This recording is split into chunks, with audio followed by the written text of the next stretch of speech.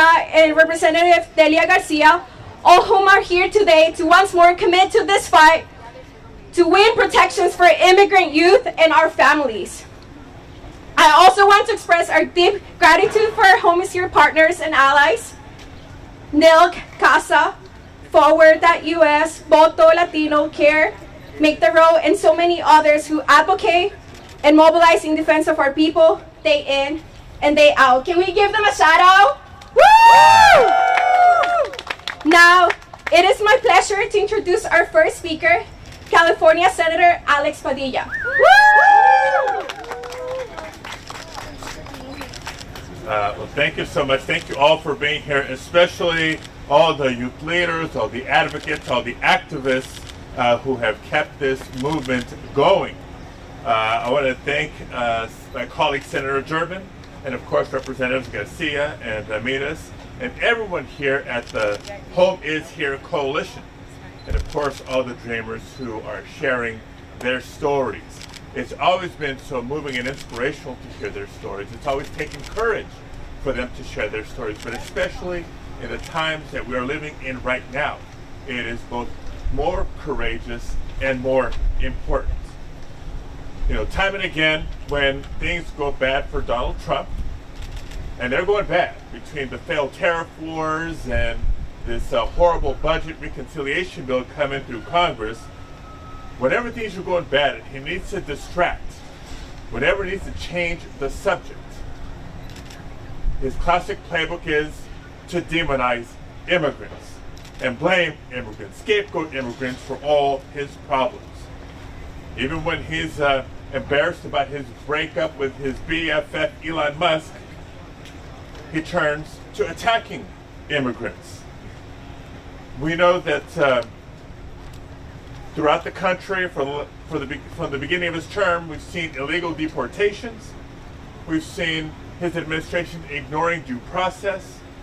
Now we see ICE raids in my hometown of Los Angeles, California.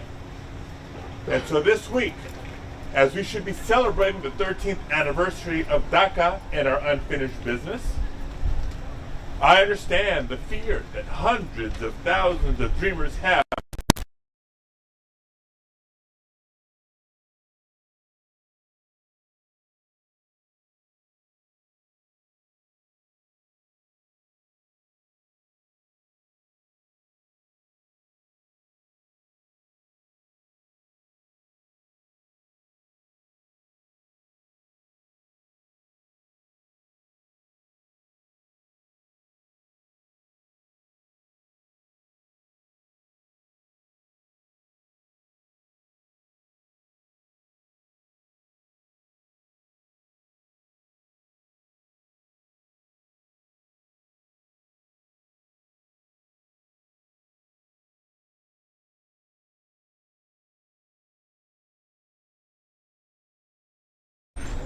because if you were to take away the work authorization for hundreds of thousands of DACA, Republicans would be shrinking our workforce as we're trying to grow our workforce and grow our economy. They need to understand that dreamers, in addition to being our neighbors and our loved ones, are also teachers and caregivers, nurses and doctors, small business owners. Dreamers are hardworking members of the community, and they pay taxes just like the rest of us. For our nation and for our economy, they deserve peace of mind. And that's why we need to pass the DREAM Act, championed by Senator Durbin for so many years. Because it's not just temporary protections that dreamers deserve, they need permanent protections and a pathway to citizenship. It's the least that we can do for all their contributions to our country. Quisiera entregar unas palabras en español también para las cadenas bilingües. Quiero darle las gracias al liderazgo, a nuestro campeón, el senador Durbin, del estado de Illinois, y los congresistas García y Ramírez, todos los organizadores de Home Is Here Coalition, y todos los dreamers que están aquí, compartiendo sus historias, sus experiencias. porque en este tiempo, este ambiente político es hasta más importante y hasta más difícil, viviendo las amenazas de la administración Trump. Desde el principio de su término, desde el 20 de enero hemos visto tantas detenciones, deportaciones, una administración ignorando el proceso debido de tantos inmigrantes, nuestros derechos fundamentales.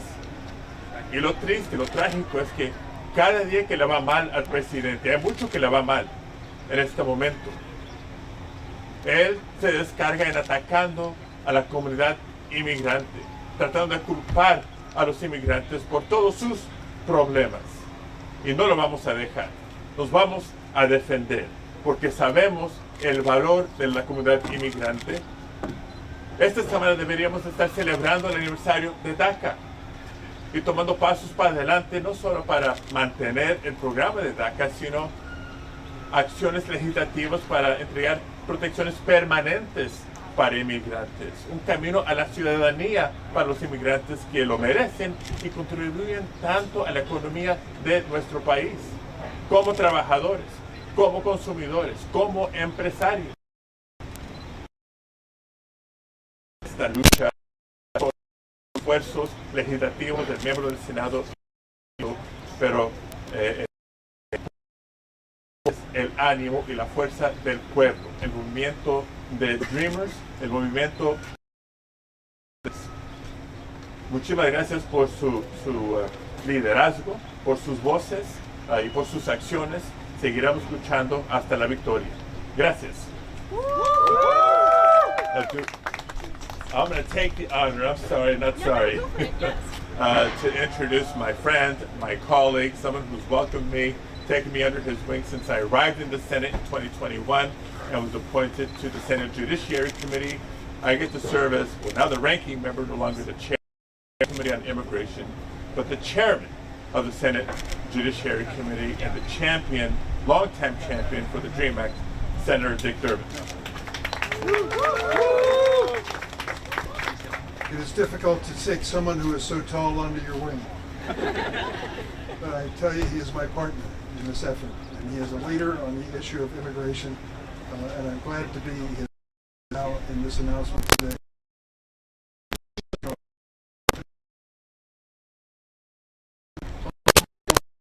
State 2 in the city of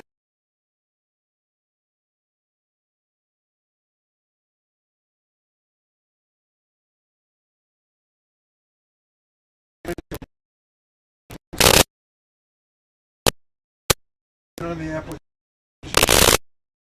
Did she say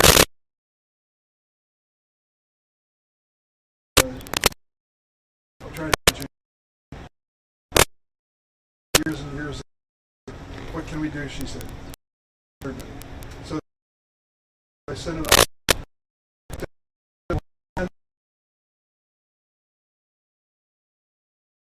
Had to leave states for years. This 18 had, she didn't make the to apply for. She didn't make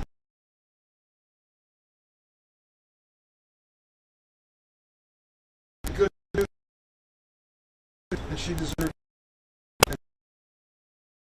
years ago. We tried our best back many different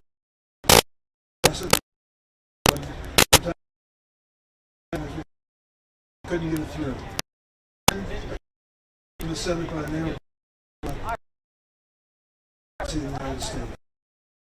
Came and said by to do the Dreamers, and after a long months in preparation with DACA,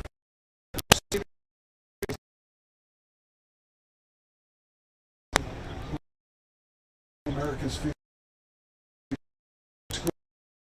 stood up in the restroom and pledged allegiance to the same pledge allegiance. He aspired and make. That's what DACA is all about. Over 800,000 of them have qualified for protection under DACA. They've gone through background checks. They pay fees to get these clearance every 2 years. but they do what the law says and requires.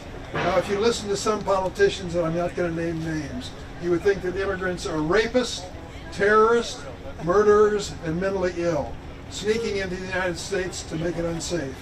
Look behind me. These young people don't fit that category at all and never will. They are good, contributing people to the United States, and they want to do more. That's what DACA is all about. This anniversary should be a reminder that when we talk about immigrants, it depends on a lot of different stories. My mother was an immigrant to this country. Alex, your parents are immigrants to this country as well. And here we sit in the United States Senate representing greater states in California.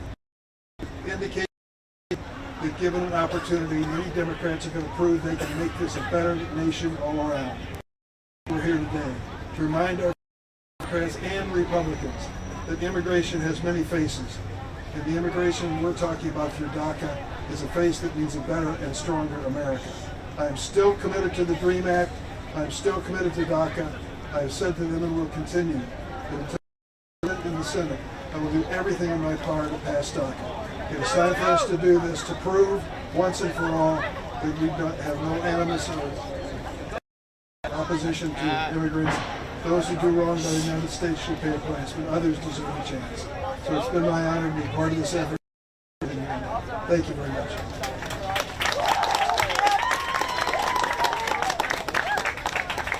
Thank you, Senator Padilla and Senator Durbin, for being with people and our families. I would like to invite Aiden, a DACA recipient, undergraduate student in science.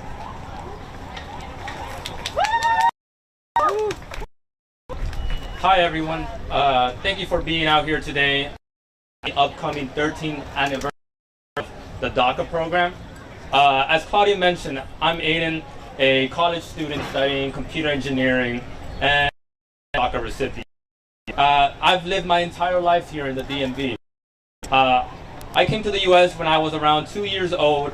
I have known no country except America as my home. I'm an active student, from being my boards, taking on internships, apprenticeships, to engaging in philanthropic fundraising. I've made it my mission always to find whatever ways I can grow as an individual, but also find ways to give back to my community. My goal is to use my degree to one day create a tech startup that is in the service of a community. Whether it's by creating jobs for people, allocating the financial resources of a startup to fuel foundations that support everyday working people and families, much like the one like me, or the ones that I grew up in. My parents raised me to give back. They raised me as a Christian with strong morals and ethics and to do for others. I want to do as much good as I can with the life I have, but I know that it's because of DACA that I have been able to show up for my community in the ways I've shared. DACA has allowed me to live a life without as many limitations than a non-DACA recipient would face. One of those things is the access to work here in the US. Without DACA, I could never have done internships and met the people I have met now. I could have never planned a future for myself centered on has propelled me to position where I can on my campus. The truth is, without DACA, I would be in the position that I already documented students who don't have DACA face today. I would have had to shift my focus and prioritize simply surviving in this country. DACA has given me protection. It's given me a safety net. It's empowered me to advocate for other students and fight for better resources on campus, and not to speaking out would mean being torn to the country that I love so much. DACA has allowed me to find my voice, to live free of the fear I know so many others feel without DACA. I have always felt an American in every way but on paper. The US has quite literally all I know. If I were to get deported, I would immediately struggle to survive. I'm someone who takes immense pride in being raised in the United States. While I reason to feel hatred after being discriminated against because of my identity. I've seen the ways hard-working people like my parents had to work twice as hard than the average person just to make ends meet. I still love this country. Like, I love it maybe even more than some Americans. As we approach the 30th anniversary of DACA, this moment is a reminder that DACA recipients like and our families are integral to this country. This is our just as much as it is yours. It's a way to the way to citizenship. Halfway to citizenship I would be able to do so much more and would end other 500,000 call this home, call this country home. My to go into public low income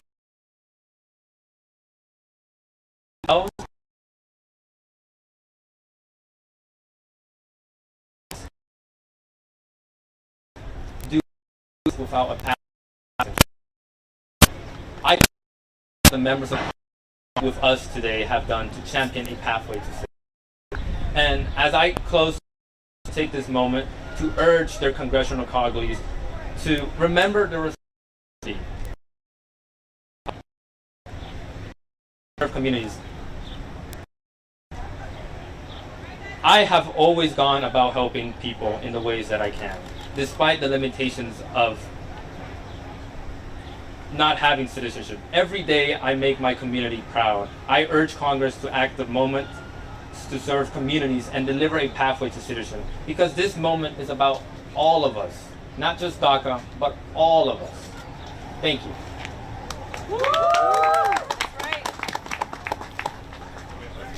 Thank you so much for sharing your story, Aiden. We see you, we hear you, we love you. Up next, I would like to invite our representative, Delia Ramirez from Illinois. Woo!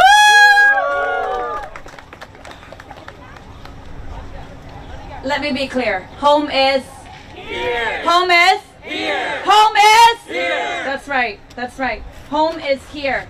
And when I say home is here, it also includes you here in the United States Capitol. I want to make sure people understand that. The dreamers are welcome here. Dreamers contribute to the entire nation, and I'm so grateful to be standing with you this afternoon. I'm Delia Catalina Ramirez. And yes, I'm a congresswoman, I'm a congresista in Illinois' 3rd Congressional District. But I'm going to be honest with you, the most important thing is that I'm the proud daughter of Guatemalan immigrants. That I'm by birthright, and I'm the wife of an man who unfortunately was a dreamer. And I'm the congresswoman of a fascist government attacks, but we will not to walk and our commitment. Let's start by acknowledging how difficult these last few months have been. They haven't just been difficult. Some of you are having to make safety plans for your community, for your family, for your immediate family. Some of you are asking, what happens if or dad is taken? ¿Quién va a pagar la renta? Who's going to take care of the mortgage? Who's going to go pick up the 7th grader or the kindergartner if in fact I'm not able to pick them up because I got abducted by ICE? Trump, Norman Miller, and this whole regime has waged a campaign of terror against our neighbors, against our families, our loved ones, as they advance this agenda to cast immigrants as a public enemy. Just last week, New York, in Chicago, LA, ICE agents, immigrants, restaurants, Mike is a sure, kindergarten graduations, all our communities, just to create propaganda in our community.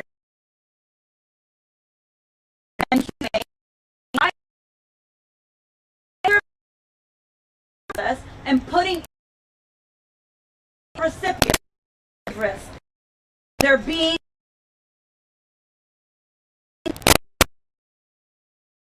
taxpayers to the Department of Homeland for their taxes and introducing and voting for anti-immigration. Members of Congress who to defend DACA recipients and dreamers have put a target on them and their well-being by voting or voting for this funding. And at this moment,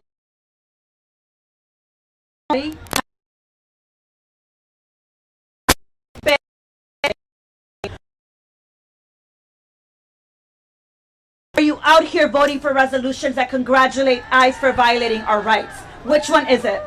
Are you protecting those who dare to dream of a better life to seek it out? Or are you too much of a coward to remember the dream of your ancestors, your parents, your grandparents to these shores? Are you pushing back on the fear-mongering that robs our dignity and questions our inhumanity? Or are you sitting quietly and comfortably by not resisting alongside our community? And listen, I frankly don't care if you're a Democrat or a Republican. We have to make sure that regardless of who you are, that we stand to prove that every dreamer, that every immigrant who calls our nation home, know that we stand with them because they're part and fabric of our nation. So on this 13th anniversary of DACA, members of Congress must finally affirm that dreamers and immigrants are valued and they're integral to our communities. We have to pass the Dream and Promise Act now. And we must keep fascism, power, kidnapping by agents, and every brutal, inhumane immigration policy. My colleagues here. And let me be clear to everyone out here, not a single one of you needs nation. You are powerful, resilient. You have been communities this far before some went to Congress. And show you are valuable and you are powerful. And this congresista sees you.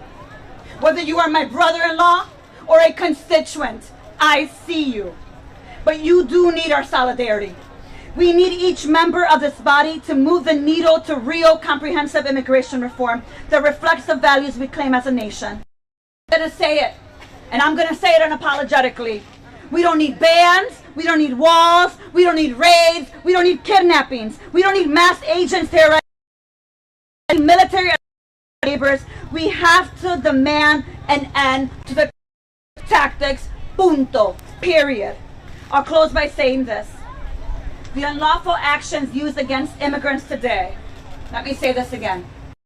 Unlawful actions used against immigrants today will be used tomorrow on anyone who this regime deems undesirable. Because fascism always demands public and it is why we must stand with DACA recipients. We must also stand with their parents. We must also stand with their uncles and their sisters and their tias and our small businesses and our teachers and our LGBT and every single person this regime is attacking. Because that is how we build the collective solidarity and make.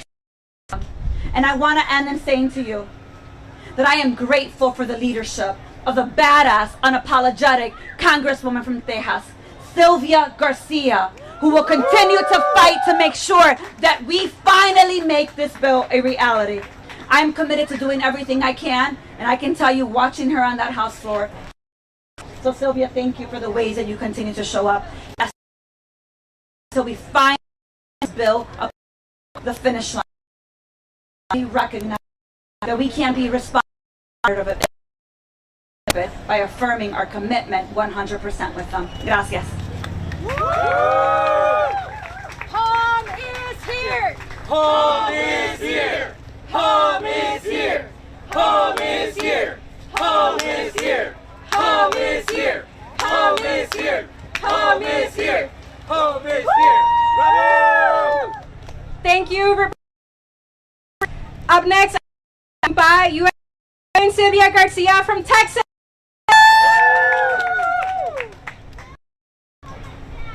Well, I'm Sylvia Garcia from Texas, the Houston area, but more importantly, I am the sponsor of the Dream and Promise. First, I thank Durbin for being here. He has been steadfast in his support in filing the Dream Act here in the Senate. He is, but I know the great legacy that will include the grandfather of the padre of Dreamers, because he's always, of course, my Senator Padilla and I go back to our knowledge. I always remember that when I left as president, my successor was Senator Padilla. So we've worked together on this issue for many, many years, and it's just so great to be able to do that here with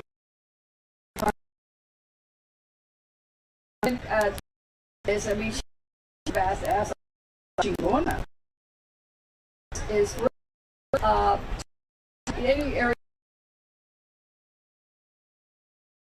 to work with dream brought this to their country through no fault of their own.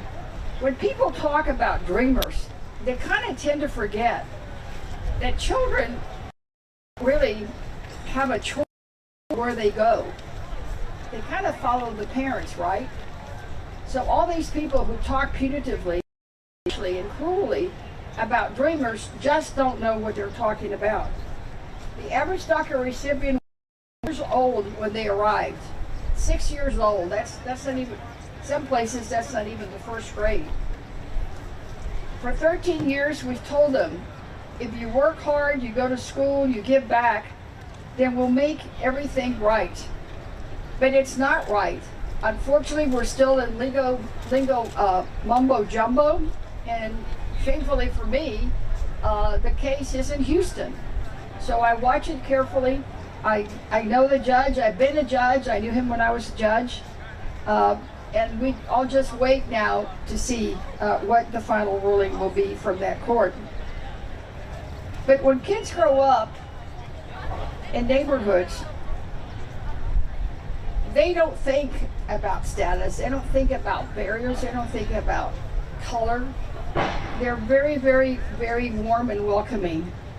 So our dreamers who grew up in our neighborhoods went to the same schools. They pledged to the flag of the United States of America. And they are, in their heart, in their soul, and in their minds, they're American. Recently I went to northern Mexico to visit with a family that was deported from Texas with their 4 citizen children. Yes, citizen children were deported. And I was talking to one that was a high schooler. And I asked him, how do you feel? And he just felt, he told me in English, of course, because that's all he knows, because he's been a Texan for 13 years in this country legally, because he was born here.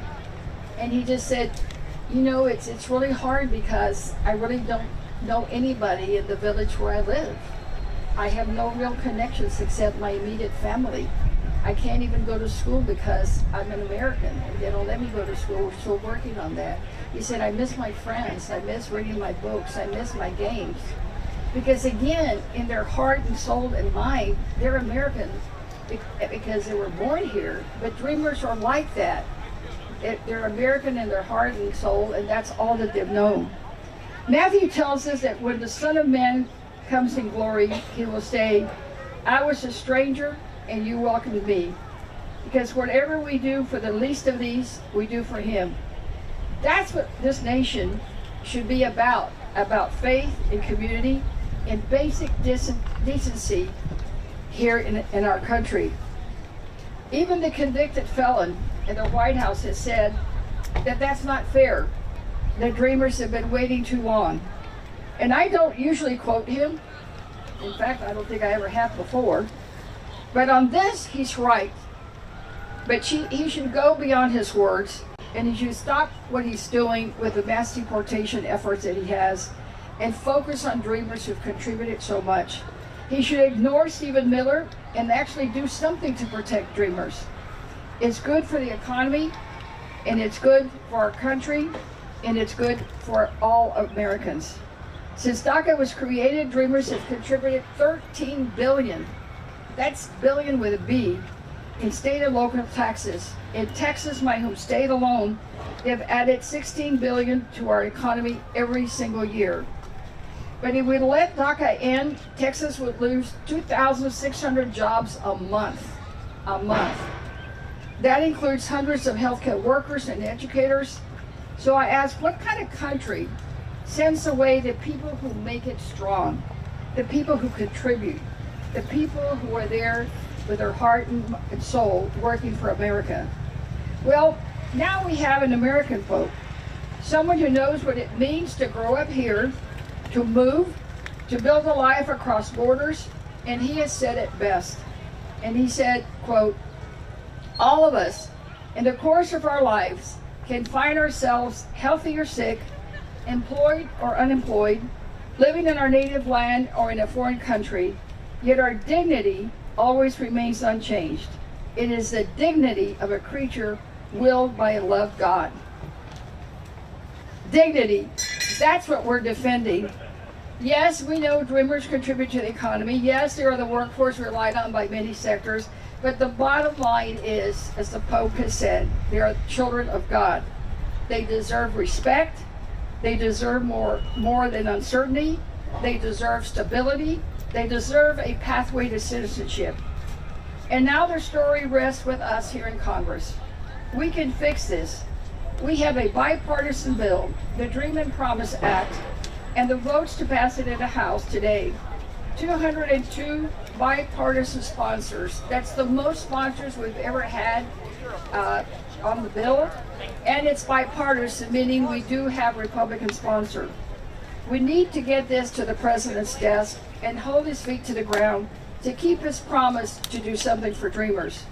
We must choose a future when dreamers live not in fear, but with dignity and legal certainty. Now imagine, and I want everyone here behind me to imagine, wouldn't it be great to have a country where dreamers live free, raising families, building businesses, shaping this nation with grit, great, and hard work. And no matter how many bans, no matter how many rollbacks or political stunts the felon in the White House throws at us, we're not going anywhere. We're here for the fight. We're going to keep fighting today and every day till we get this bill done. I have told my staff, even if they have to cart me up in a wheelchair, I'm going to keep working for you, because this country was built by immigrants. Their home is here, and we're not done until this promise of the American dream is real for them and everyone after them. Thank you, and I yield back to the host. Thank you. God bless. Everywhere we go, people wanna know, People wanna know who who we are, so we tell them, so we tell them we are the people, we are the people, the mighty, mighty people, the mighty, mighty people, fighting for justice, fighting for justice, and no more deportation, and no more deportation, and no more deportation, and no more deportation. Thank you, Congresswoman. Up next, I would like to invite our next speaker, Mariana, a DACA recipient with Forward.us.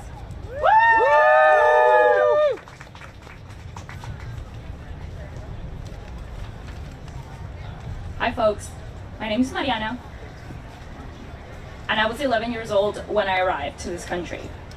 For many years, the only thing I wished was to be normal. I knew that I wasn't, and like many movies, all I wanted to do was drive, go to school, and not hide my status from my peers. That's what DACA gave me. In many ways, it changed my life. Since receiving DACA, I have graduated from one of the top universities in the country, passed state and national legislation, serving the state of Florida as a legislative aide, and citizens of Miami. Heck, I even danced at the Latin Grammys. I really have done it all. And that's why today I stand confused, because I have done everything this country has told me to do.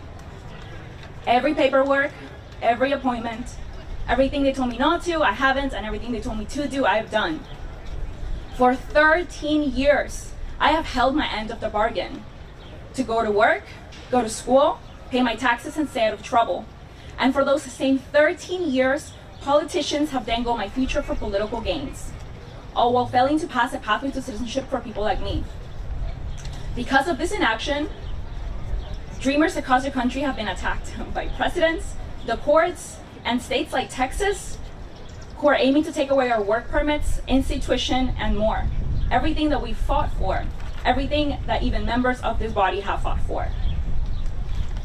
At this very moment, we are waiting for the judge to modify a decision that could even dreamers like me. That is how we live now in limbo. One decision after the other.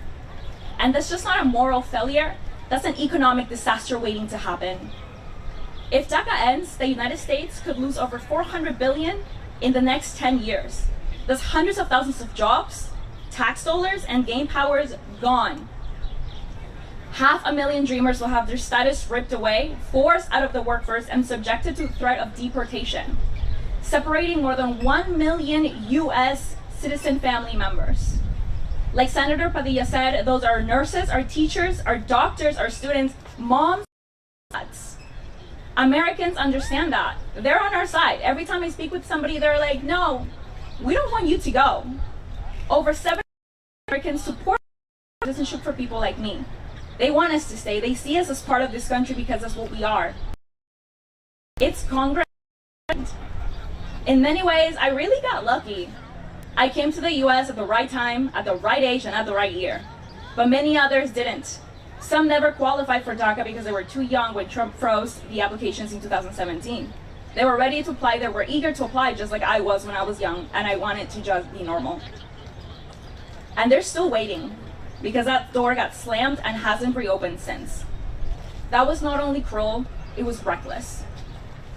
We are running on borrowed time. I am more scared today at the age of 31 with a degree in biology from the University of Florida, speaking 3 languages, than when I first came to the country and barely spoke English. The courts can't decide our futures forever.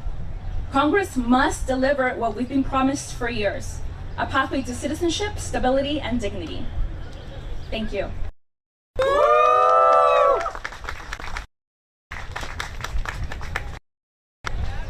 Thank you, Mariana. Up next, we have Todd Schultz, president of Forward.us.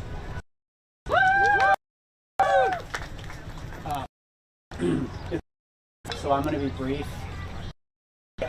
It's an honor to be here. And I think we stand here today, and it's absolutely critical that anybody listening understand the thing that you can do is make clear, not just has worked and been incredible success, but that DACA shows why giving people that certainty, that legal status, that ability to work and live your life with just a little bit more certainty every day, single day, is absolutely critical for them, and it's critical for our entire country.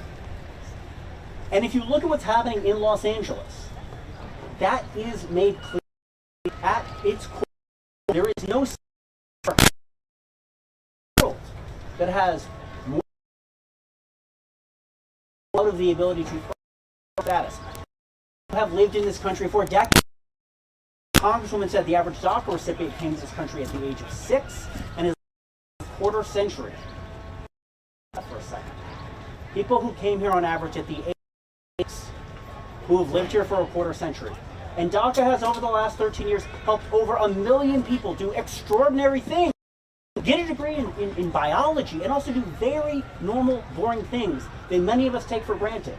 What does it look like to wake up and not have to worry about, is it worth risking driving my kid to school? And when we look to Los Angeles and we see these efforts, let's be clear what they are. They are efforts to take a failed immigration system and weaponize it, to sow fear and chaos and to provoke. And there is no good system when there are people who have for decades been locked out of the ability to earn status. At its core, the thing that DACA has shown all of us is that giving people the ability to work and live legally is the right step. It is the step in the right direction. Not just for DACA recipients and not just for dreamers, but for everyone here. And that's not going to happen today. We should be clear about that. But we have to do what we can to make that tomorrow. Were DACA to go away, the economic consequences would be devastating. But in the absence of that sort of status, it gives this president the ability to say, I am going to go. into courthouses for people who are trying to follow the law. I'm going to go to a Home Depot. I'm going to go and try to stoke as much fear and division as possible. And we should push back against that. There is no excuse for weaponizing a failed immigration system. But DACA shows, the unbelievable, tremendous success of DACA shows that taking people out of that, giving people permanent status, which DACA is not, but is a step in that direction. Giving people that permanent status is not just good for them, but it reduces the ability to demagogue. It creates economic opportunity for everyone. And so as we sit here today and we see so much of what's going on, these efforts to stoke division and fear, yes, it's been an unbelievable success for DACA. And yes, we need a DREAM Act. But this is also the thing, the path forward needs to be not just a question of what we're seeing in Los Angeles, and not just a question of fear and division, but why a pathway to citizenship and permanent legal status.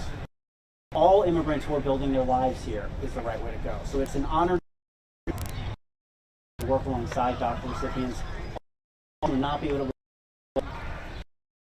And I just want to say, I hope we can look at a moment of pain and darkness and that we should aspire to. So it's awesome to be here today. I hope we can hold on to this and hold this here. So thank you. Bravo! Woo! Thank you so much, Todd. Up next, we have Home is Here partner, the National Immigration Law Center. Woo! Hi everyone. I am really grateful to be here with you all to celebrate DACA's 13th anniversary. DACA is a teenager. Woo! My name is Dinah Pliego and I am a senior campaign strategist at the National Immigration Law Center, but I'm also a former DACA recipient. I had DACA almost my whole adult life. And I feel so incredibly privileged to have been a recipient of the many life-changing things that I could have only obtained because of DACA. Because of DACA, I was able to go to college and complete my education. DACA brought me and my entire family of 6 out of poverty. It allowed me to work in jobs that aligned with my goals and ambitions. It allowed me to obtain my driver's license and drive to work without fear of a traffic stop going wrong and sending me to a country that I don't know. It allowed me to ultimately be where I am today. But I also want to share today a little bit about Daniel, a DACA recipient that I recently met who is also grateful to DACA and is a shining example of what DACA can open doors to. Because of DACA, Daniel was able to go to college. He became an Archer Fellow in Washington, D.C. and interned at the Embassy of Mexico in a law firm where he helped children apply for asylum. He worked on criminal justice reform, interpreted for victims of trauma, and taught ESL to custodians on his campus. Every single step of the way, Daniel has tried to give back more than he was given. And he is still trying to give back to his community. And all that he has accomplished and will accomplish would not have been possible without DACA. What breaks my heart is that Daniel lives in Texas, where soon he may not be able to get a work permit with his DACA thanks to a politically motivated lawsuit attacking the program. And I can relate to this uncertainty this leaves him with, because I too felt for many years the possibility of DACA going away. It was a constant horror on the horizon. We've been fighting to keep DACA and for a permanent solution for years, and still the only certainty that tens of thousands of Texans like Daniel face is that now they are likely to lose what has allowed them to make great strides and contribute to the communities where they live. This is unacceptable. So on today, on Sunday, on DACA's 13th anniversary, I want us to celebrate all the wonderful things that DACA has done for our communities. But I also want us to remember one very important thing. DACA is not enough. It never has been and it never will be. We need legislation. We need the Dream and Promise Act. And I cannot think of a more urgent time than right now. Over the past several weeks, we have seen our communities under attack in unprecedented ways. We are witnessing violent abuses of power in Los Angeles, California, and communities around the country. The images from this weekend and the past few weeks are in replay in my head. As I have tried to lay down to sleep this week, I have not been able to help but think of how those affected families are sleeping, or probably not. I see the images of fathers trying to be strong for their kids as they are handcuffed and taken to God only knows. I hear the children crying desperately, begging their dad not to go and for their mother to promise her that her dad is coming back, a promise that she could not make. I hear and see a young boy trying to be strong for his mom, assuring her that he is there for her as they are both taken away after attending an immigration hearing, of all things. The cruelty of this administration is constantly seeking new lows, and I know it weighs heavily among many of us. DACA recipients and immigrant youth are already getting caught up in these enforcement efforts as well. In today's Senate Spotlight hearing, we'll be hearing from Jimena, a student with no protections even from DACA, who was unjustly caught in this net, all because of a mistaken traffic stop. Because again, DACA has never been enough. And for those of us who were lucky to have it or currently do, we know the truth.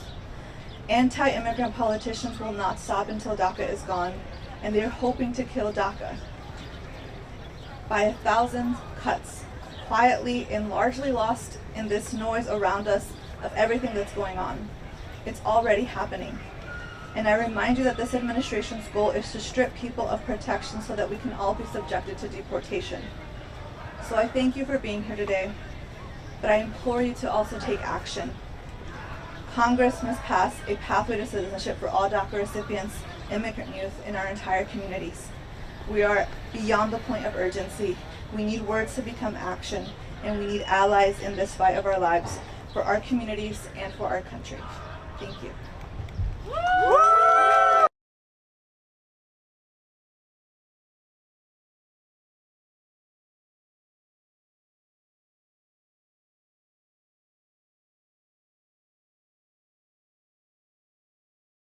Thank you, everybody. I can't wait. We agree. I agree. My children agree, and my grandchildren agree. Okay, thank you. I'm so glad to be joined by three of my great colleagues in the Senate, Senators Whitehouse, Markey, and Blunt Rochester. On her way. On her way.